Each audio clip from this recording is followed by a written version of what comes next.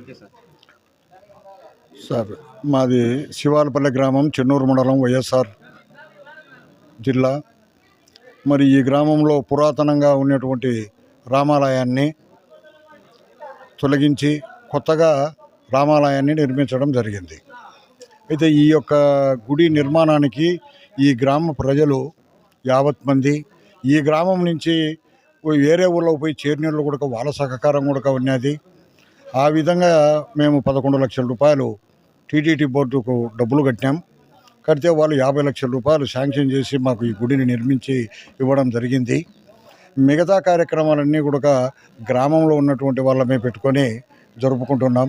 మరి ఇక్కడ భజనలు అయితేనేమి, కోలాటము, చెక్క భజన, హరికథ, ఇవన్నీ కూడా కార్యక్రమాలు రేపు మొన్నాడు జరుగుతాయి.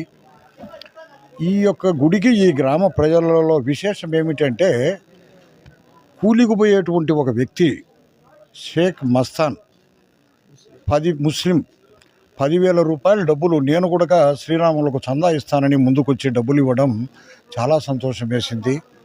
మరి ఆ విధంగా ఈ గ్రామంలో అందరం కూడా ఒకరికొకరం కలిసి చాలా దగ్గరగా మాకు సంబంధాలు ఉన్నాయి. ఆ విధంగానే జరుపుకుంటూ పోతూ ఉన్నాము. దానికి మాకు గర్వంగా ఉంది.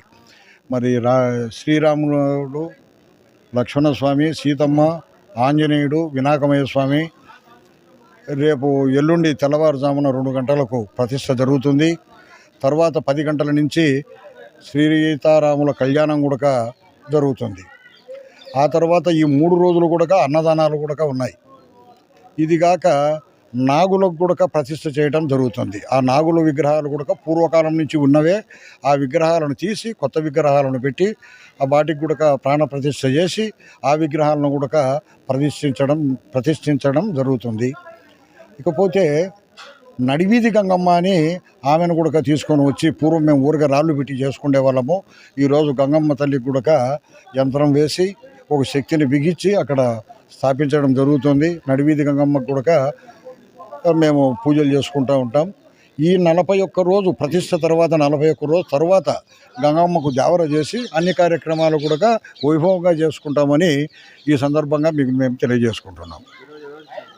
సార్, ఈరోజు కమలాపురం శాసనసభ్యులు పుత్తా చైతన్యరెడ్డి గారు వచ్చి ఈ యొక్క దేవాలయాన్ని సందర్శించుకొని ఆ భగవంతుని ఆశీర్వాదాలు తీసుకొని, వేద పండితుల యొక్క ఆశీర్వాదాలు తీసుకొని ఆయన కూడా వెళ్ళిపోవడం జరిగింది.